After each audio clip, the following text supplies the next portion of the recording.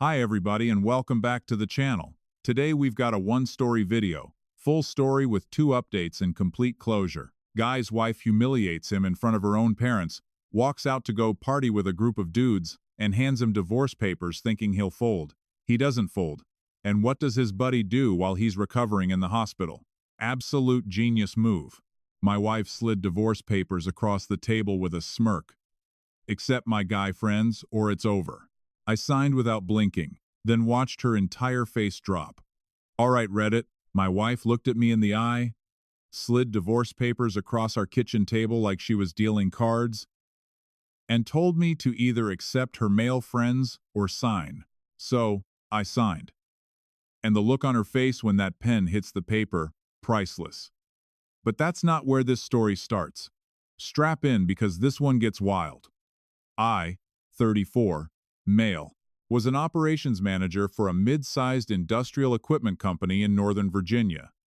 Decent money, nothing flashy, the kind of career that keeps the lights on, and the retirement account growing. Woke up every morning at 6, brewed dark roast, kissed my wife goodbye, and drove past rows of identical townhouses to go coordinate supply chains and manage warehouse operations. 10 years of that routine. 10 years of believing that being stable and reliable was something to be proud of. My wife Danielle, 32, female, was the kind of woman who could walk into a room and shift the energy without saying a word. When we first got together, she told me she admired my consistency, said it made her feel safe. I took that as a compliment because that's exactly what I was trying to be. Safe, solid, the guy who handled things so he never had to worry. We bought a house together in a quiet neighborhood. Nice colonial with a front porch, freshly painted shutters, the whole suburban picture. I handled the down payment myself, most of it from savings I'd been stockpiling since my mid-20s, because my old man taught me early that a man who doesn't own something doesn't control anything. Put my name on the deed, set up the mortgage through my bank, and spent the first 6 months doing improvements on weekends. New kitchen backsplash. Refinished the hardwood floors in the living room, built a custom deck out back where we'd grill on summer evenings. Her parents, Frank and Gloria, loved the place. Frank was old school, retired postal worker, the kind of guy who showed up early to everything and shook your hand like he meant it. Gloria was gentle and warm, the type of woman who still mailed handwritten birthday cards and cooked Sunday dinners from scratch. They treated me like a son from day one, and I made sure they never regretted it. Every Thanksgiving, I'd drive down to Richmond to help Frank clean his gutters and winterize his lawn equipment. Gloria would pack me containers of leftovers big enough to last a week and tell me I was too skinny, even though I was 200 pounds. For years, everything hummed along. We had our routines, our inside jokes, our lazy Saturday mornings where I'd make pancakes and she'd hog the crossword puzzle. I handled the finances, maintained the house, planned our vacations months in advance. Danielle worked in event coordination, which suited her personality. She was social, sharp, always the center of attention at parties. I figured we balanced each other out. She was the spark. I was the foundation. I did everything a husband is supposed to do. Fix things before they broke. Keep the savings growing. Made sure her car was serviced. The yard was clean. The bills were paid before they were due. I wasn't flashy about it because that's not who I am. I just handled things quietly and assumed she noticed. Looking back, the cracks started forming so slowly, I barely noticed. Little comments here and there. "You're so predictable, Nate." Or she'd sigh when I suggested a quiet weekend at home instead of going out. She started spending more time with coworkers I'd never meet, coming home later on weeknights. Nothing I could point to as a problem, just this low hum of dissatisfaction that gets louder every month. Then came the dinner that blew everything apart. Frank and Gloria drove up from Richmond for a Saturday evening dinner. Gloria had been planning the menu for a week. She made her famous pot roast with all the fixings, the kind of meal that takes an entire day of love and attention. I set the table with the good china Danielle, and I got as a wedding gift, lit some candles, made the dining room look like something out of a home magazine. Frank even brought a pie from this bakery Gloria loved. We were 15 minutes into dinner, everyone laughing and eating when Danielle's phone buzzed. She looked at it, and something shifted in her expression. This little spark of excitement that had nothing to do with the people sitting at her table. She stood up without warning. I need to head out for a bit. I set my fork down. You're not walking out right now. I absolutely am. Her tone was sharp and polished, like she was correcting a waiter, not speaking to her husband in front of his in-laws. We have your parents at the table, I said, gesturing toward Frank and Gloria, who were frozen mid-bite with their forks suspended in awkward silence. Frank had a piece of pot roast halfway to his mouth. Gloria's hand was hovering over the breadbasket. The whole room just stopped. They'll survive one night without me. She was already sliding her phone into her clutch, checking her reflection in the dark screen. Friends? I repeated, feeling heat climb up my neck. Since when do friends outrank your family? She let out this dry laugh that didn't reach her eyes. Since I got tired of pretending this suburban fairy tale is enough for me. That line landed like a slap across the face. 10 years of building this life brick by brick, and she just called it a fairy tale, like it was something childish I'd been playing pretend with. And the worst part was how casually she said it, like she'd been thinking it for months and finally decided to let the words out for a walk. Gloria spoke up softly, her voice shaking. I cooked all day for this, sweetheart. We drove 2 hours to be here. Danielle sighed and rolled her eyes at her own mother. Mom, please don't make this dramatic. I stepped closer and lowered my voice so only she could hear me. You get a call in the middle of dinner and suddenly you need to run to some club. At least respect us enough to tell the truth. She crossed her arms, chin lifting in that familiar defiant angle. The truth is, I'm bored, Nate. I'm suffocating. I didn't sign up to be displayed like a trophy wife at polite dinners forever. Frank cleared his throat, his deep baritone cutting through the tension like a foghorn. Danielle, that's your husband you're talking to. A table set with her mother's china, I felt smaller than I ever had. If you walk out that door, I said carefully, don't expect me to keep pretending everything's fine. She paused for half a second, just long enough for hope to flicker, then grabbed her coat. I'm asking you to catch up. The front door slammed hard enough to rattle the picture frames from our honeymoon in Virginia Beach. Silence swallowed the room. Gloria set her napkin down with trembling hands. I don't recognize my own daughter, she whispered. Frank looked at me with eyes heavy with disappointment that wasn't meant for me. Son, you didn't deserve that. I'd been clinging to. I stood under the porch light, watching Frank and Gloria walk slowly to their sedan, both of them carrying the weight of a dinner that shattered in under 5 minutes. Gloria turned back to me, her eyes glassy. I'm so sorry, Nate. You don't owe me an apology, I replied. Frank placed a firm hand on my shoulder, the kind of grip that said more than words ever could.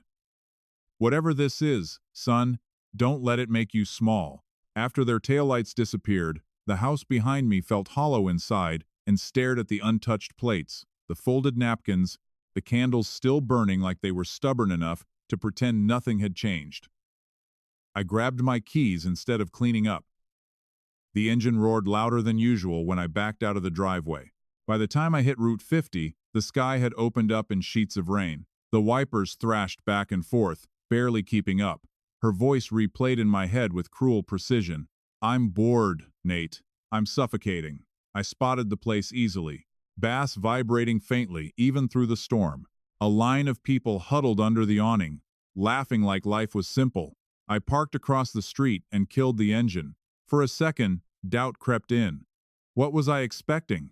An apology. I stepped out into the rain, letting it soak through my shirt and crossed the street toward the thumping music and flashing lights. I pushed through the heavy glass doors and the bass hit my chest like a second heartbeat. The place smells of citrus and cologne. Neon strips run along the ceiling, washing everything in artificial color. Bodies everywhere. Laughter mixed with music that was so loud you could feel it vibrating in your teeth. It took me a moment to adjust, but once I did, I saw her clearly. Danielle stood near a high table, one hand resting on the surface, the other placed lightly on the arm of a man I'd never seen before. 2 more hovered close, all of them leaning in as she spoke, hanging on her words like she was the headline act. She threw her head back and laughed, carefree, radiant, untouched by consequence. This was the same woman who claimed she hated loud music, who once told me crowded places made her anxious, who said she'd rather stay home and watch movies rather than deal with loud crowds. Yet, Here she was glowing under strobe lights like she'd been rehearsing for this stage of her entire life. Like she was a completely different person than the one I'd been married to for a decade. Daniel. She turned slowly. Oh, you actually came? Yeah, I actually came. The tallest of the three looked me up and down with this amused smirk. Jim sculpted, tailored shirts are just enough to suggest effort without admitting it. And you are? He asked casually, like I was interrupting something important. I'm her husband. The flicker across Danielle's face was brief but unmistakable, a tightening around her eyes before she smoothed it over. Relax, she said, touching the tall one's sleeve like she was calming a dog. This is my crew, Gavin, Owen, and Trent. We hang out here sometimes. Your crew? The word tasted foreign came out of my mouth. My wife had a crew at a nightclub that I didn't know about while pot roast was getting cold at our house, and her mother was crying at our dinner table. Owen let out a short laugh. Man, you interrogate everybody like this? My focus stayed on Danielle. You left your parents sitting at a dinner table to be here. Your mother cooked all day. Your father drove 2 hours. You could have at least told me the truth. I did tell you the truth. I said I was meeting friends. Trent, shorter but louder, leaned in with a grin that didn't quite hide the edge behind it. You sure you're not overreacting, dude? It's just a club. I turned toward him quietly. I wasn't speaking to you. Danielle sighed. This is exactly what I meant. You show up drenched in the rain like some dramatic hero. It's embarrassing. Are you coming home? I asked her directly. She looked at Gavin, then back at me. Not yet. We're just getting started. She can breathe all she wants, I said quietly. But she's still married. Danielle's expression hardened. Maybe that's the problem. Then it happened fast. Owen started clapping slowly, mocking me. Trent added, maybe take it outside. Gavin stepped closer, towering slightly. You came into our space, buddy. I turned to Danielle one last time. Do you want to be here with them instead of with me? She lifted her chin. Yes, I do. Then a sudden sharp explosion of pain at the back of my head. I staggered forward, vision flashing white. Someone had hit me from behind. Trent's voice rang out. You don't get to talk to her like that. The room tilted, but instinct took over. Years ago, before spreadsheets and mortgage payments, I'd spent time in a boxing gym near Fort Myer. Discipline doesn't vanish just because you wear a suit to work. I turned and drove my fist forward. Owen went down first, crashing into a table. Gavin lunged, but I caught him clean in the jaw. He crashed sideways into a stool. Trent swung wide, catching me across the cheekbone. I tasted iron instantly. We collided hard. Chairs scraped. Someone screamed. For a brief second in the chaos, I felt something rise in me. Not proud, not angry. Clarity. I wasn't a suburban prop. I was not a punchline in my own marriage. Then a heavy blow landed from the side. Everything blurred. I hit the floor hard. Red and blue lights flickered somewhere beyond the crowd as bouncers forced their way in. They loaded me onto a stretcher. Cool night air hit my face as they wheeled me through. My lips were split. My ribs screamed with every breath, but my spine felt straighter than it had in years. Now, hold on. Let me jump in here for a second. I love how Nate handled this.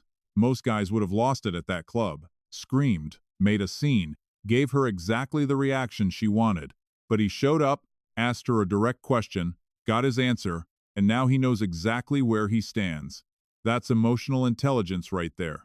And the smartest thing he does next, he doesn't try to handle this alone. He calls his buddy Wes. Here's what most people don't realize.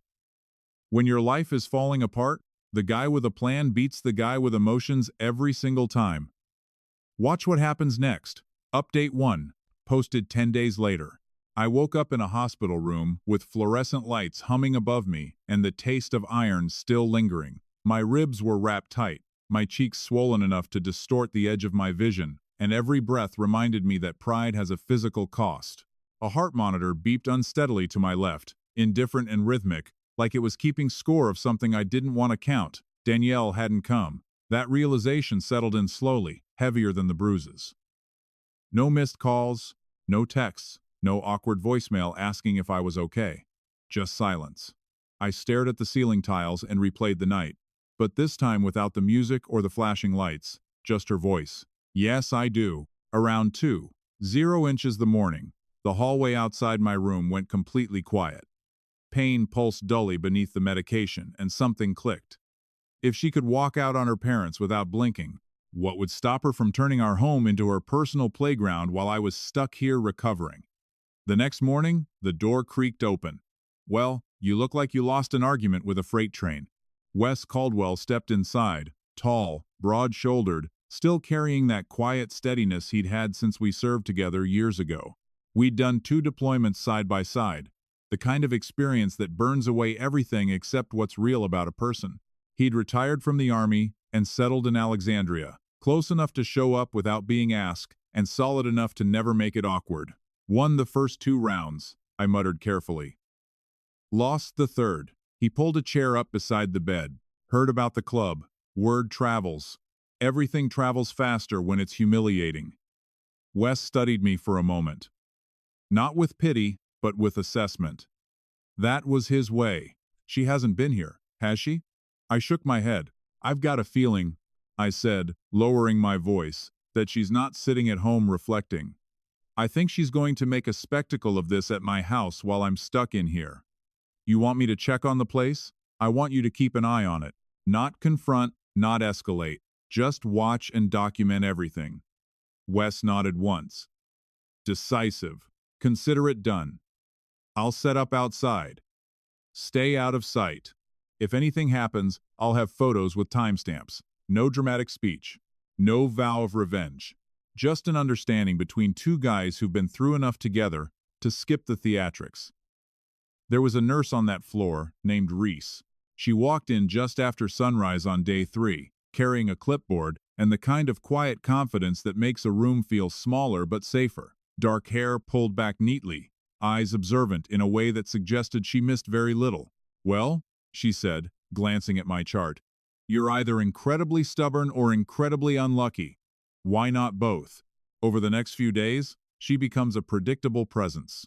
Morning vitals, afternoon medication, occasional commentary delivered with dry precision. "You should probably avoid nightclubs for a while," she said one afternoon while checking the bruising along my ribs.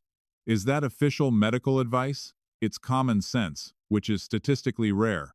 I found myself smiling more than I expected. It caught me off guard the first time I laughed out loud.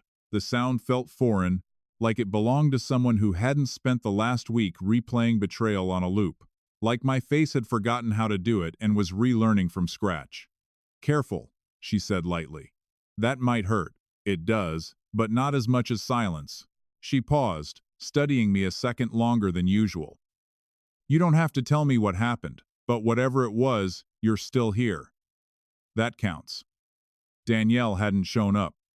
Not once. No flowers, no awkward card, not even a message through her parents asking if I was breathing.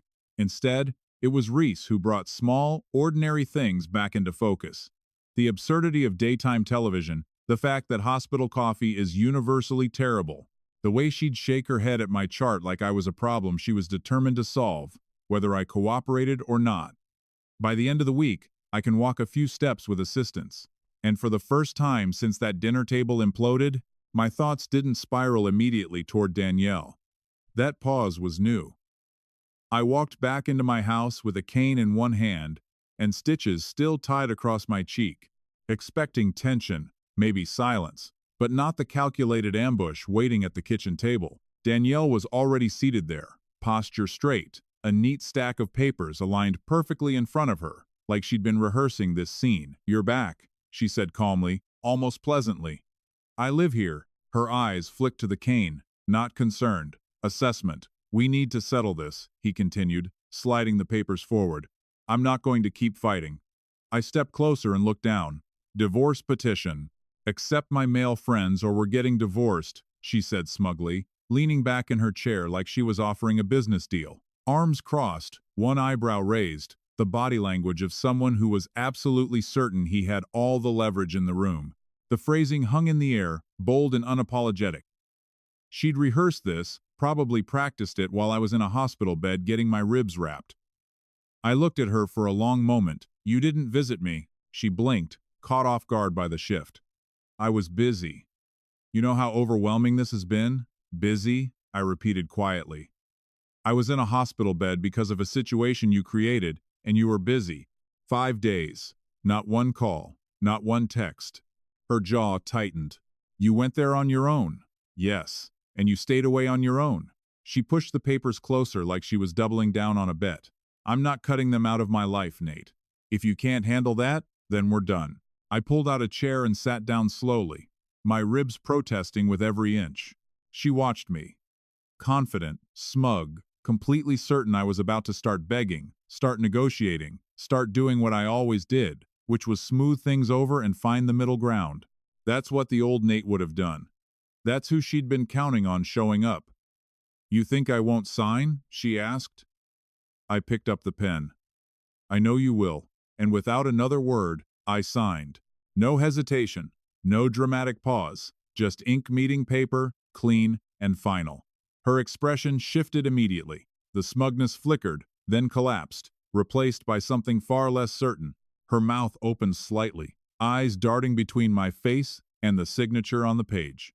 This wasn't in her script. I was supposed to argue. I was supposed to beg. I was supposed to give her the fight she could use as justification. Instead, I gave her nothing. And nothing is the one thing people like Danielle can't handle. You're just going to give up? Her voice was thinner now. I'm not giving up. I'm stepping out. You're making a mistake. No.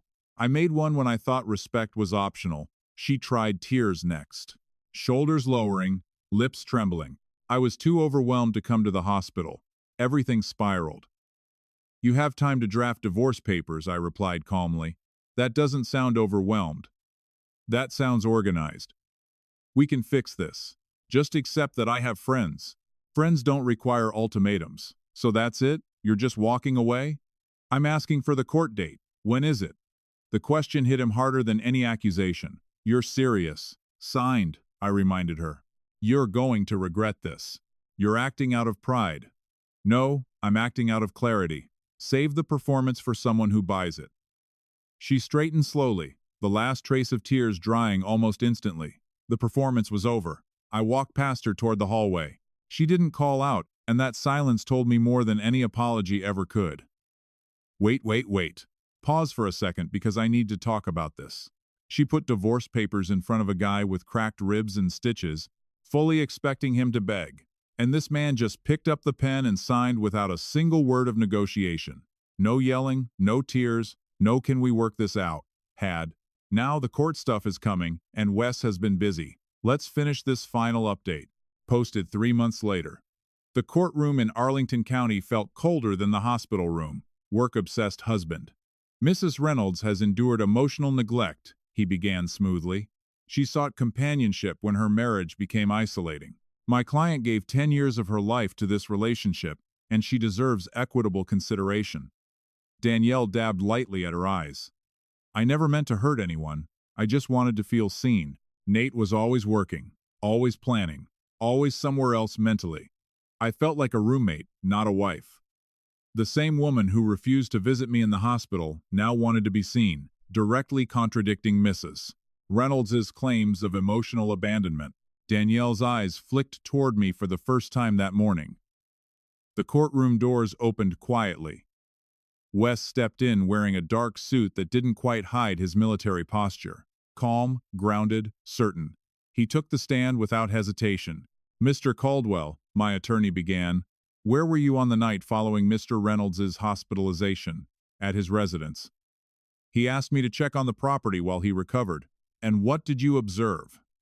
Mrs. Reynolds hosted a gathering. Loud music. Multiple guests throughout the house. My attorney approached the bench and handed over a tablet. Permission to display, exhibits A through F. The judge nodded. The first photo appeared on the courtroom screen. Danielle in our kitchen laughing with guests everywhere. The second one was Danielle sitting on the lap of Gavin, the tall one from the club, her arms draped around his shoulders. A murmur rippled through the room. The third photo silenced it completely. Danielle straddling him on our living room couch, kissing him in the house I was still paying for while I lay in a hospital bed with cracked ribs and stitches. Her attorney stood abruptly. Objection. Overruled, the judge said loudly, eyes fixed on the screen. Wes's voice remains level. The gathering lasted past 2 inches the morning. I documented what I saw from the property. Danielle's composite fractured in real time. That's taken out of context. It was just friends supporting me during a difficult time. Support usually doesn't involve that level of physical contact, my attorney replied, gesturing toward the image still displayed. Danielle's cheeks flushed deep red. Her entire narrative collapses under the weight of evidence she never thought would surface. She had gotten sloppy because she genuinely believed no one was watching. She figured I'd be too broken to fight back and too proud to expose her. She figured it wrong. The judge leaned forward. Mrs. Reynolds, you claimed emotional neglect. Yet these photographs indicate deliberate misconduct within the marital residence during your husband's hospitalization. Danielle opened her mouth, then closed it. No tears this time, no performance, just exposure. After a long pause, the judge delivered his ruling. Given the evidence of marital misconduct and the documented timeline of events, the court awards full ownership of the Arlington property and primary assets to Mr. Reynolds. Mrs. Reynolds is not entitled to half the property. A stunned silence settled over the courtroom. Danielle's mask cracked completely. Her shoulders slumped. She looked at me, not angry, just shocked that the narrative she had curated so carefully had evaporated in seconds. As the gavel struck wood, sharp and decisive, I felt something unexpected. Not victory, relief. Because justice, when it finally arrives, doesn't shout. It simply stands there, undeniable. 2 hours after the gavel fell, Wes and I sat in a worn leather booth at a diner off Wilson Boulevard, the kind of place that served burnt coffee without apology and didn't ask questions. Rain tapped lightly against the window, softer than the storm that had started all of this. Wes stirred his coffee slowly. You held it together there. I didn't trust myself to speak much, felt safer letting the evidence do the talking. He gave a small nod.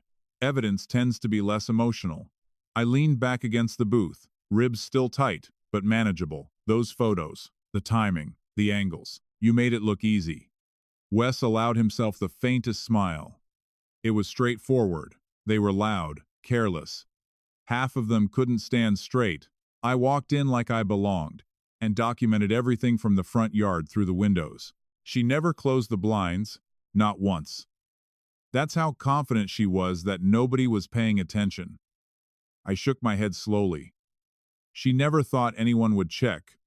That's usually how it works. When someone believes their narrative is airtight, they stop guarding the exits. The waitress refilled our mugs without interrupting, the scent of fresh coffee cutting through the quiet. I didn't want to destroy her. I just wanted the truth on record. You didn't destroy her, Wes said firmly. She made choices. You documented them. There's a difference. I stared into the dark surface of my coffee for a moment. I always thought justice would feel louder. The loud part was the humiliation. The quiet part is the balance returning. We clinked ceramic mugs gently. The sound was small but solid. Outside, traffic moved steadily through wet streets. Life continued without commentary. I appreciate you, I said. You didn't hesitate. That's what brothers do, he answered simply. We sat there a while longer, not saying much. No need to relive every detail. The photos had been spoken. The judge had ruled. The chapter had closed. From what I heard through mutual friends, things unraveled quickly for Danielle after the ruling. She moved back in with Frank and Gloria temporarily. Gloria apparently couldn't look at her for the first 2 weeks. Every time Danielle tried to explain herself, Gloria would just shake her head and leave the room. Frank told her she had brought shame on their family and that she needed to figure out her life without expecting anyone to clean up after her stops. And consequences start. Owen and Trent followed suit. The whole crew scattered like roaches when the lights came on. Turns out, loyalty built on strobe lights and ego doesn't hold up when reality shows up with a gavel. None of them reached out to her. None of them offered support. She was entertainment to them, not a person. And the second she stopped being entertaining, she stopped existing in their world. Danielle tried reaching out about a month after the divorce was finalized. A text that reads, I made the biggest mistake of my life. Can we talk? I read it, stared at it for about 10 seconds, then deleted it. No response, no closure conversation, no one last talk that she could use to reel me back in or spin into some narrative about me being heartless. That door was welded shut. She texted again a few days later. You don't understand what I was going through. I felt invisible in our marriage. I needed to feel alive again. Doesn't 10 years mean anything? 10 years meant everything to me. That's exactly why I couldn't forgive what she did with them. Time. She'd been so convinced I was predictable that she gambled the whole marriage on it and lost. Megan also told me something that filled in a missing piece. Danielle had been going to that club for almost 4 months before the dinner blew up. Character dinner wasn't a breakdown, it was planned. She'd been waiting for an audience. As for me, I threw myself into work. Got offered a senior role managing a major client account, which meant better pay and more responsibility. Started going back to the gym regularly. There's something about physical exhaustion that quiets the noise in your head. Every rep was one less thought about what she did. Wes and I made the diner a weekly thing. Every Thursday, same booth. He never once brought up the court stuff unless I did it first. That's the kind of friend you keep for life. About a month after the divorce was finalized, I walked back into that Arlington hospital. Not for stitches this time. I had a small bouquet of autumn lilies in my hand, and a steadier heartbeat than the last time I'd crossed those floors. Reese was at the nurse's station reviewing a chart. Well, she said without looking up, if you're here for a rematch, I'm off duty. I was hoping for something less violent. Dinner somewhere quiet. No neon lights, no ambulances. She looked up, surprise softening into a smile. You look different. I feel different. She studied me for a moment. Then she smiled. I was hoping you'd ask. I've got a soft spot for stubborn men who don't quit. We grabbed dinner at a quiet spot in Old Town. Nothing fancy, just good food and honest conversation. Hung some photos of me and Wes from our army days on the wall where her art used to be. Even set up a small workshop in the garage where I'd been restoring an old Jeep CJ7 I picked up at an estate sale. Something about working with my hands, the grease, the rust, the satisfaction of making something broken run again felt right.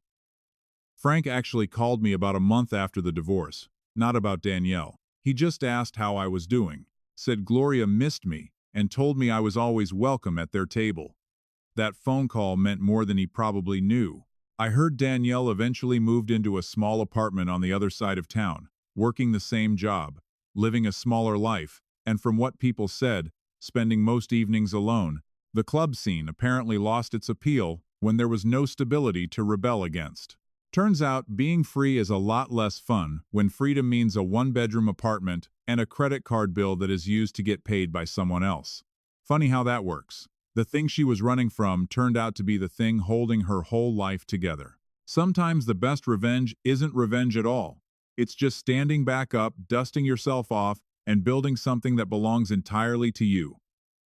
Danielle wanted me to bag, wanted me to crumble when she slid those papers across the table, wanted me to prove her right, that I was predictable and boring and too soft to fight back. She was betting on the old Nate, the one who smoothed things over, the one who cleaned up messes he didn't make. Instead, I signed and watched her whole world shift. She handed me the pen expecting surrender. What she got was freedom, mine, and that's where this story ends, folks. Here's my takeaway. Danielle's biggest mistake wasn't the club or the guys or even the cheating. It was underestimating a quiet man.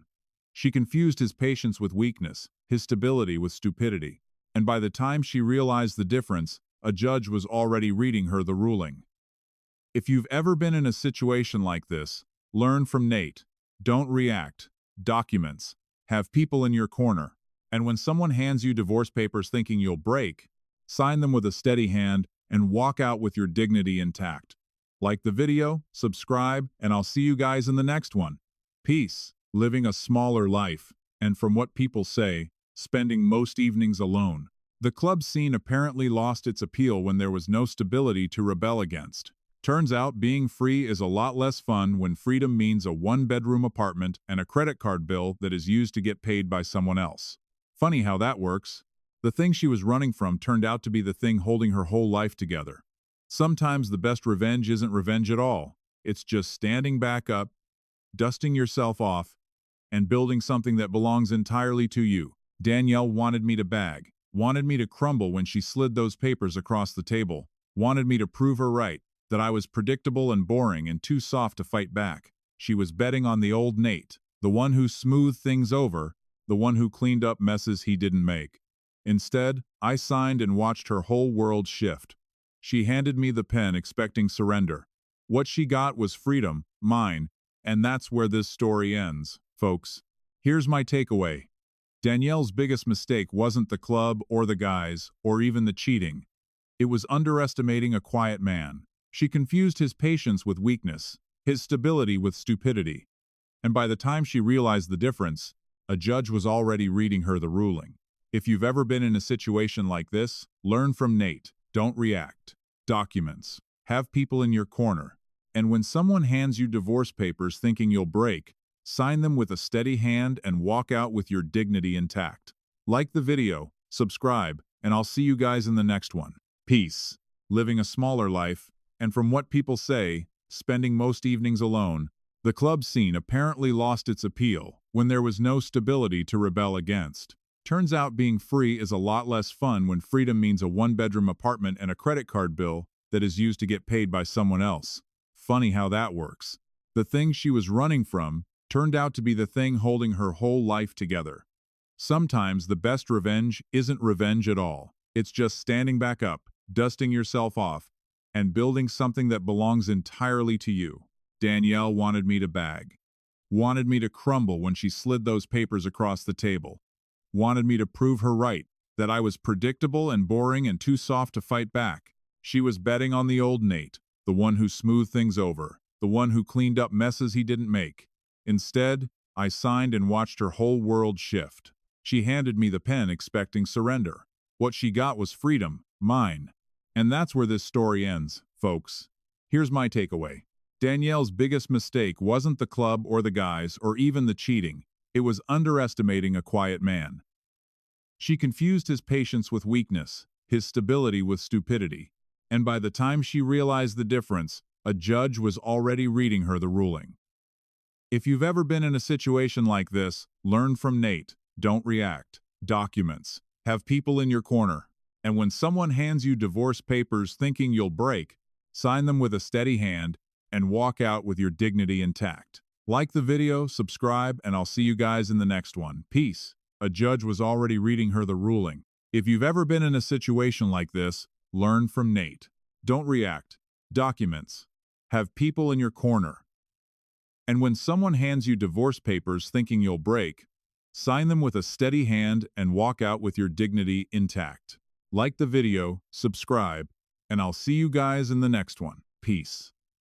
A judge was already reading her the ruling. If you've ever been in a situation like this, learn from Nate. Don't react. Documents. Have people in your corner. And when someone hands you divorce papers thinking you'll break, sign them with a steady hand and walk out with your dignity intact. Like the video, subscribe, and I'll see you guys in the next one. Peace.